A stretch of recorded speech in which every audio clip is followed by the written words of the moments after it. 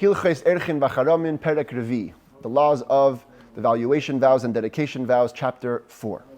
Today we're going to be learning about an interesting set of laws, which is about how to buy back fields, property that a person consecrates to Hekdesh.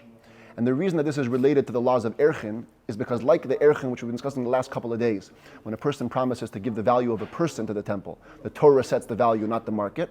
So too here, when it comes to a certain category of fields, as we're going to learn, the Torah sets the value of the redemption price, how much you buy it back for, not the market value.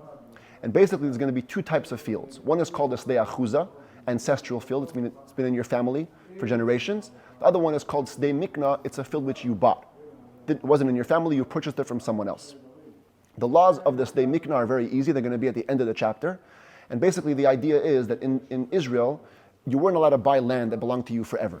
Any land that was always bought like on a lease till the Yovel, till the Jubilee year. Every 7 years was Shemitah, sabbatical year. Every 50 years was Yovel. And at that point, all property reverted back to its original owner. So therefore, if a person sanctifies, consecrates a field that he bought from somebody else, anyways, it always goes back to the original owner after the Yovel year. As we're going to see at the end of the chapter. With the Sdei Achuza, with the ancestral field, the laws are a little bit more complex. And that's the bulk of the chapter. The basic thing is, and we're going to see as the Rambam details it in detail in the chapter, but I'm going to give you just the background to understand it. We take a look at the size of the field, and the Torah says every square area of 274 by 274 cubits is redeemed for 50 silver coins. The value of this square area is 50 silver coins. As you get closer to the Jubilee year, the value depreciates by a 50th, essentially, of that value, by 1 silver coin per year. Generally, we're going to see more specifically, it's not exactly 1 silver coin, a little bit less. But the point is, the value depreciates as you get closer and closer to the Yovel. So that if somebody consecrates a field that was an ancestral field to the temple treasury, and either he or somebody else wants to buy it back, you have to check how long is left till the Jubilee year, and that decides the rate of redemption. And the chapter is going to be discussing the details surrounding these laws. So let's get right to it. Halacha Aleph. A field which a person inherits from somebody who bequeaths it to him, a father, a grandfather, or the like. Is called the field of inheritance, ancestral field. But a field which he purchased or he acquired in any other way, from ownerlessness, from hefker as a gift, is called the field that was purchased. And we're going to first discuss the laws of the Sdei Achuza. If somebody consecrates a field of inheritance, an ancestral field, so we measure the space. The and the value of redemption is decided by the Torah. The kamahu, how much is the value? So the Rambam says as follows: every square area where you can plant a chaymer we're going to soon define as 30 sa'ah, it's a dry measurement, of barley. We're talking about planting by hand, not too tightly and not too sparsely. Regular planting of the area that it takes to plant a chaymer of barley, and we'll soon define what that area is. I've already told you the number. It's 274 by 274 cubits. We look at it as having the value of 50 silver coins for all the years of the Jubilee, the whole 50-year cycle. The Ein Shnas Yovel Min Haminyan, excluding the actual year of Jubilee, so really 49 years. 50 silver coins for 49 years. This is a universal price. It doesn't matter whether you consecrate a beautiful field. The whole Israel has nothing like it. Or it has a bad field. Nothing as bad in Israel. That's the price that you give, 50 silver coins for 49 years. Now, 50 silver coins for 49 years needs to be divided. It isn't exactly 1 silver coin per year. So the Rambam helps us by telling us the different levels of currency that existed in those times. Like today you have dollars, nickels, quarters, and dimes. So you also had in those days different levels of currency. We already explained in the laws of the half shekel. When the Torah speaks of a shekel, 50 silver coins uses the word shekel, it's what the sages call a selah. And when the Torah speaks of the word gera, also a name of a currency, it's the sages' term ma'ah. And we also learned in the laws of the half shekel coin that originally the shekel was worth, or had a weight of 320 barley corns. Later on in time, the sages added to the weight of a selah that it's 384 barley corns. The hasela arba dinarin. 1 selah equals 4 dinar if you wanted to divide it. The hadinar sheish ma'in, each dinar is 6 ma'ah. The hama shneim punyainin, and a ma is 2 punyains, which means that each big silver coin, each sela, has 48 punyains.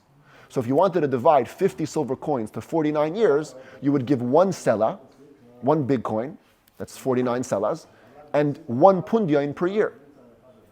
Even though it's 48, the Rambam will immediately clarify this discrepancy. Nimtza l'chol shana sela punyain. Essentially, when Torah says 50 silver coins for 49 years, if you look at it proportionally, it's 1 sela and 1 punyain per year. Sha'afal pisha selar shmoina v'arba'im punyain. Even though really a sela can only be divided into 48 punyains. So what do we do with the last missing punyain? Kishayitin punyainis likach sela min hashulchan ines and tisha v'arba'im. The money changer would charge 49 punyains to get a sela. That was his fee for the changing transaction. So therefore, really, in effect, in a certain way, a sela equals 49 punyains. So you really have 49 selas and 49 punyains. That's 1 sela, 1 punyain per year. That's the redemption rate. That decides the money. Now, how do we explain the measurement area of the field? So the Rambam gives us just some measurements that we should know from the Torah. Ha-chaymer hu ha-kar. When Torah speaks of a chaymer, an area of a chaymer of barley, it's the more commonly referred to kar. V'hu shnei lesachin v'ha-lesach chamesh asrei se'in. A kar is equal of 2 lesachs, and a lesach is 15 sa'ah. Sa'ah is the most familiar dry measurement. So if a kar is 2 lesach and a lesach is 15 sa'ah, how many sa'ah is a kar? Nimtza ha-chaymer shleishim sa'ah. That means that the chaymer, which is the kar, is 30 sa'ah. Shehein eser ephais. To convert it to another commonly measurement, it's 10 ephas. Kol shleish se'in epha. Every epha is 3 sa'ah. We already explained in the laws of Shabbat. Here we're talking about 30 sa'ah. How big is an area of a sa'ah? We've already explained the place that has 50 by 50 cubits is called the area of a sa'ah. That's the place where you can plant a sa'ah of grain. So if you're going to go to 30 sa'ah times 30, turns out you need to find the place that has the square of 75,000 cubits. Shubiribua, which the square root of 75,000 is Masayim Arba Veshivim Amos al Masayim Arba Veshivim Amos Bekedov. Around 274 by 274. Who base curve, who zera chaymer so'irim. That's the area of the base core. That's the area where you can plant a chaymer of barley, and each square area of 274 by 274 would be paid for at the rate of 1 sela, 1 punyain per year that was left until the Yovel year. So the Rambam now specifies. What exactly was the method of calculation when it came to defining the value of fields? If a person were to sanctify, to consecrate an ancestral field, then nishar la yovel shmeina shanim, and there was left to the Yovel 8 years. Excluding the year of Yovel, not in the calculations we explained. So if anybody wants to buy it back from the temple treasury, you check the size of the field. For every 274 by 274, you would pay 8 selas and 8 punyains. A special rule, if the original owner wanted to buy it back, they have to pay an extra fifth, 10 selas and 10 punyains. Because the Torah says when the owner buys back his property, he must pay an extra fifth, and a fifth in the Torah is really a quarter. It's a fifth of the sum total, but a quarter of the principal. Whenever Torah says fifth, it means a fifth with the principal. Meaning you add a quarter of the principal. So if there's 8 years left to the Yovel, a quarter is 2. So you have to add another 2. So 10 selas and 10 punyains.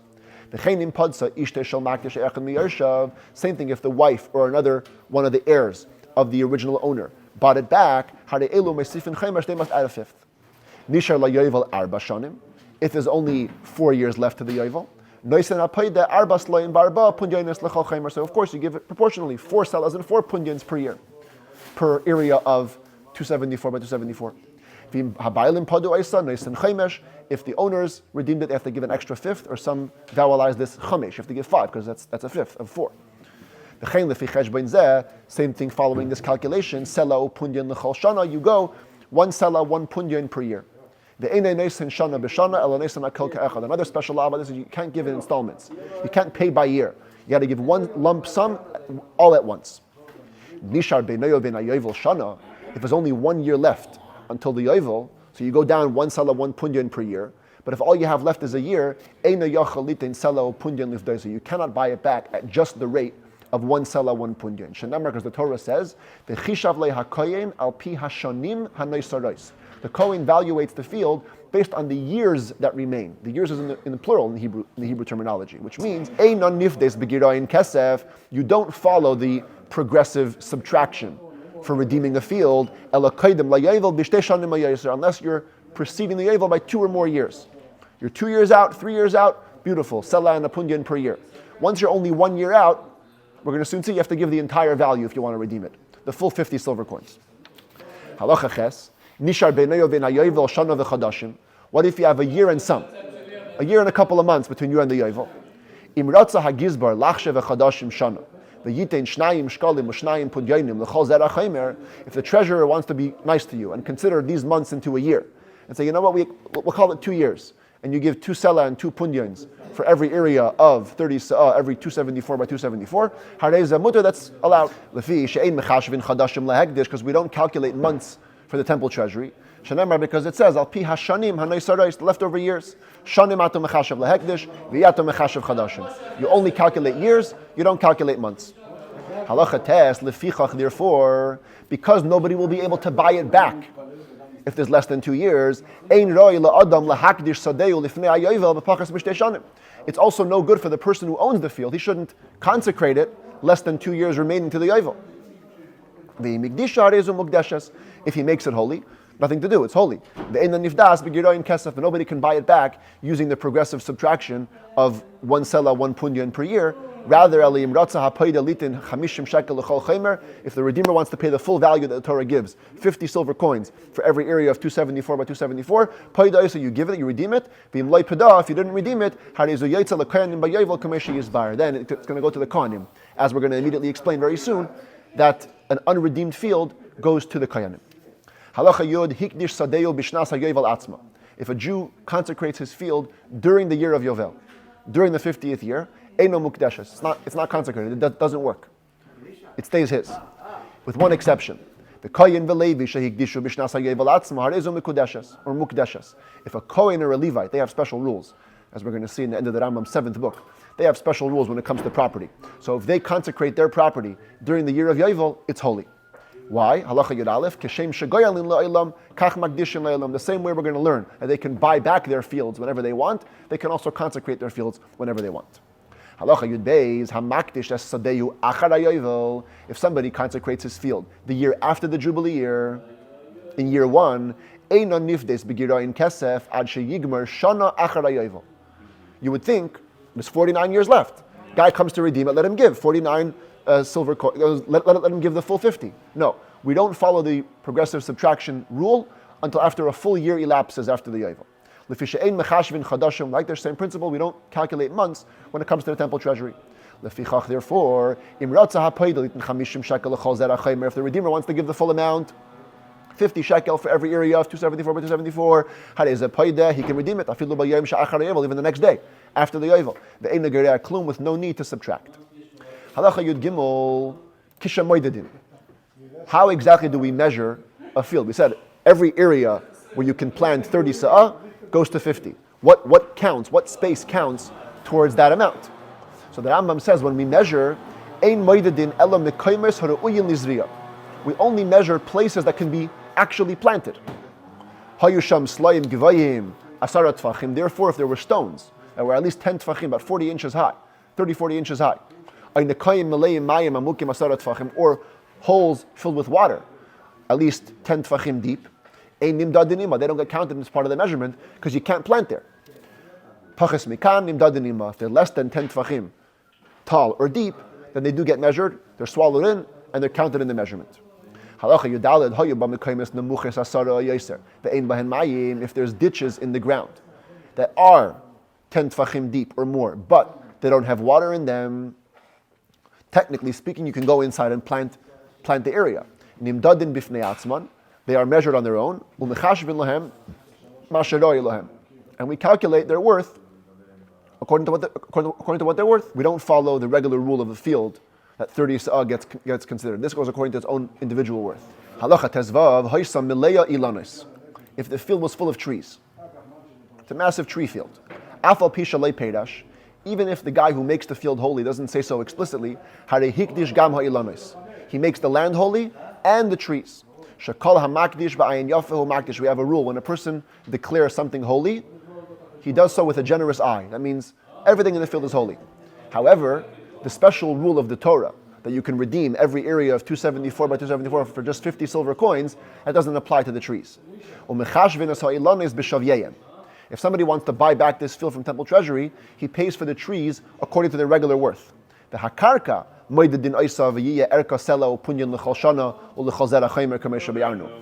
land we can measure, and the value will be 1 sela, 1 punyan per year per every area of 274 by 274, as we explained.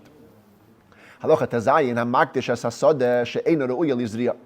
somebody sanctifies, consecrates a field that cannot be planted at all, it's called in biblical Hebrew trashin, which means rocky terrain.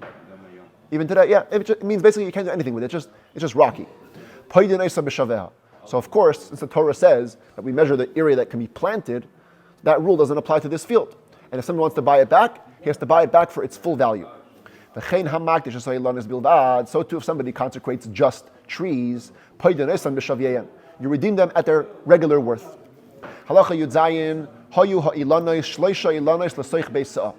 If there were at least 3 trees in the area of a beis sa'ah, beis sa'ah is 50 by 50 amot.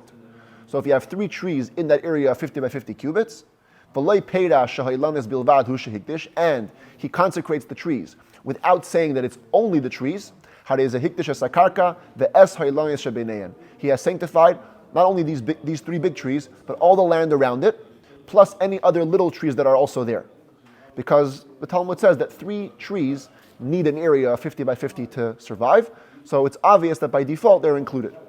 But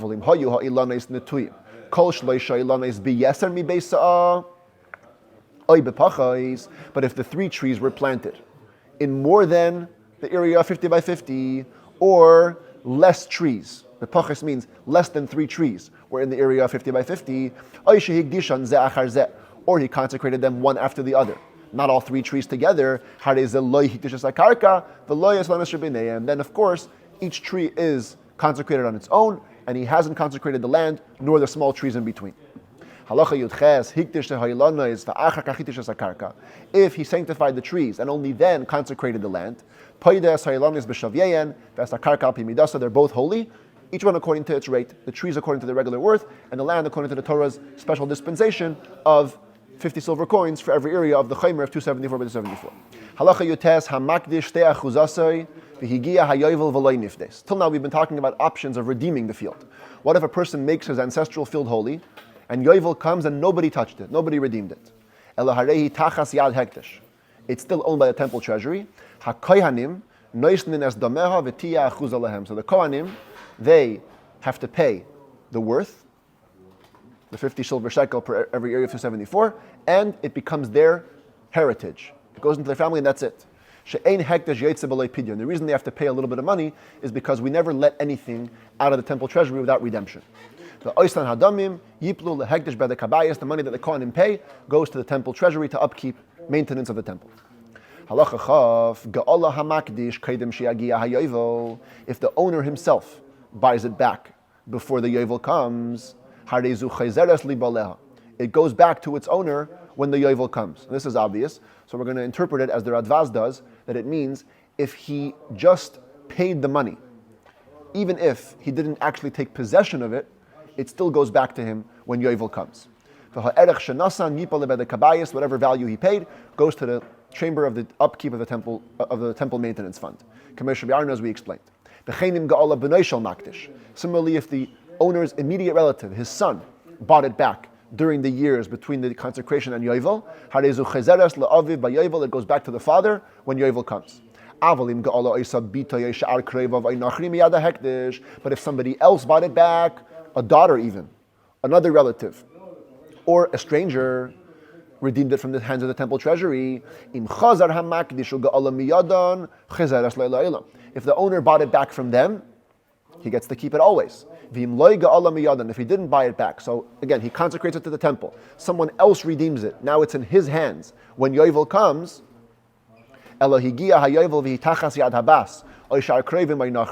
the yovel comes, it's still under the possession of the daughter, or the other relative, or the stranger. It goes back to the temple treasury. Never going back to the original owners. It's an inheritance for the koyanim. And here, they don't have to pay for it, because somebody already paid to take it out of hektish. Shenemar, because it says, the Rambam kind of skips around the words, but the field, when it goes out to the yovel, it's going to belong to the kohen. In this case, the kohenim don't have to pay money. Temple treasury already got its worth from the original daughter or relative or stranger who redeemed it. It goes back to the kohenim as if they are the owners. So in short, what we have is, when a guy consecrates his ancestral field, either he can buy it back during the years, that's great, or his son can buy it back during the years, and then it'll go back to the owner by yovel. If anybody else buys it back, then if the owner redeems it from them, he keeps it. If not, it goes to the koyanim. Also, if nobody bought it back, if it stayed in temple treasury, it goes to the koyanim. Difference being that if nobody bought it, the koyanim have to pay a nominal fee. If somebody else bought it, they just get it straight.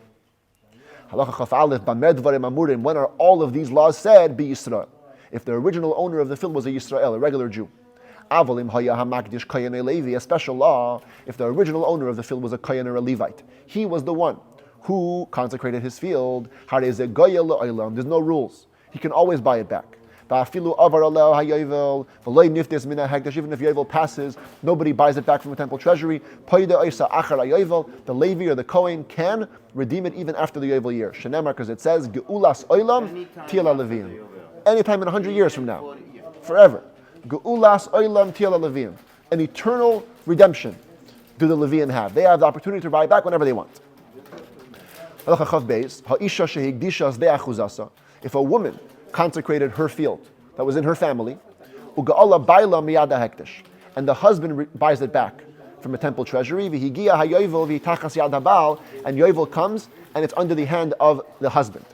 So we remember, if a stranger bought it back from hektish, it does not go back to the original owner. The question is, are husband and wife considered strangers to each other for these laws? It's a doubt whether it goes back to the woman. We consider the husband to be literally her immediate relative and it goes back to her, or it's like a stranger and it goes to the kohenim.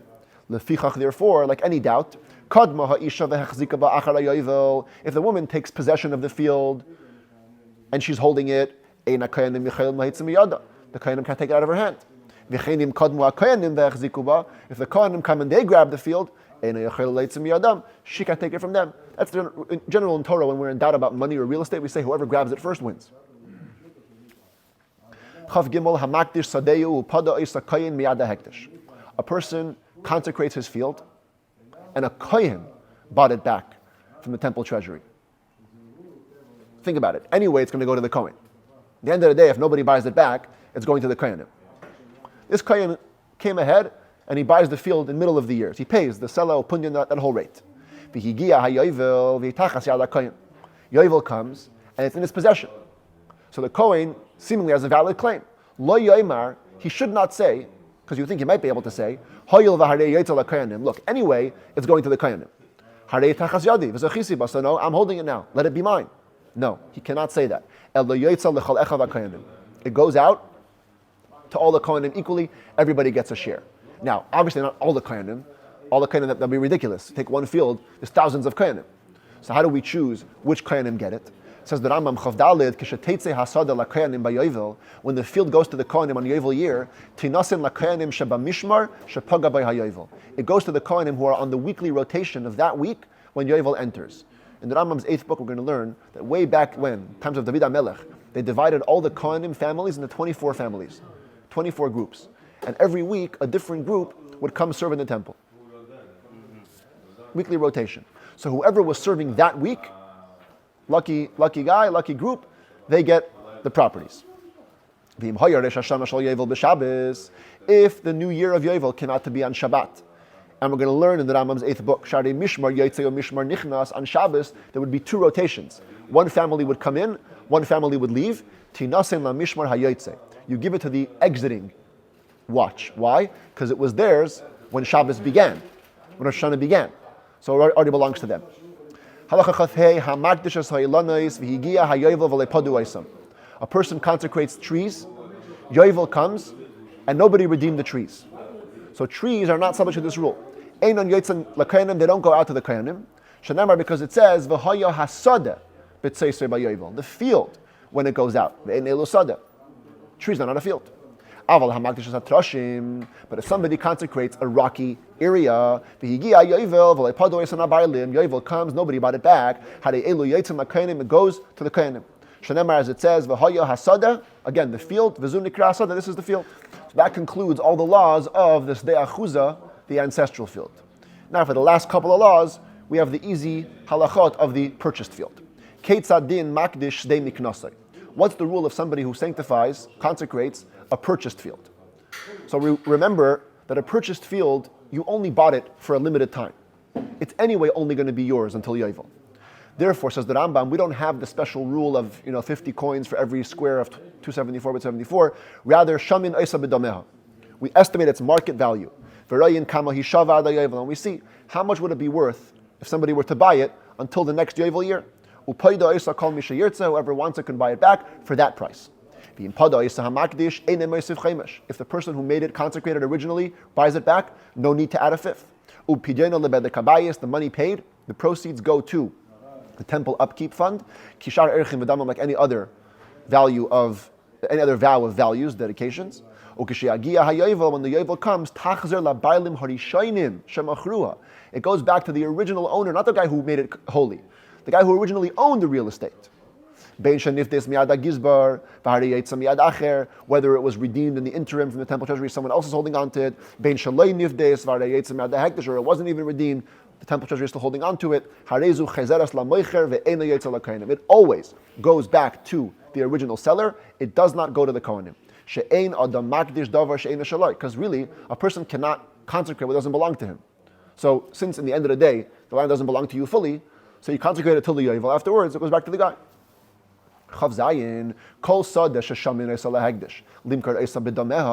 Whenever we appraise a field, a purchased field, to sell it on its proper worth, we announce about it for 60 days straight. Want to attract more buyers.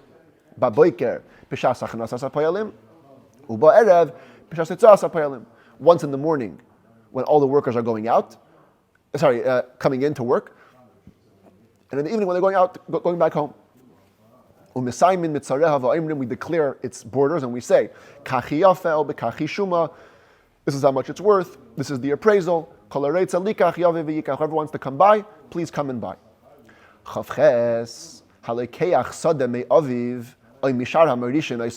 What if you have a mix of an ancestral field and a purchased field? You buy a field from your father, or you buy a field from your grandfather, and then you make it holy. So technically speaking, you just consecrated a sdei mikna, a purchased field. But even more technically speaking, if the father passes away, it's going to become yours anyway, as an achuzah. So the Rambam says, v'higdisha, a person consecrates it. Bein she'higdisha achar meis aviv v'merisha. Bein she'higdisha b'chaye aviv v'shar merisha v'achar kach meis aviv. Whether you consecrated it after your father already died, or the other testator, or you made it holy while he was alive and then he passed away. Even though you bought it, you paid for it, but it's treated like an ancestral field. Because it says, I don't have the verse here on the screen, but it says, when Torah describes the laws of the purchased field, it says, if he consecrates the purchased field, which is not part of his inheritance, which means, it has to be a field which can never become your ancestral field. Excluding this one, which is actually fitting for you to inherit it, and therefore we treat it as an actual ancestral field.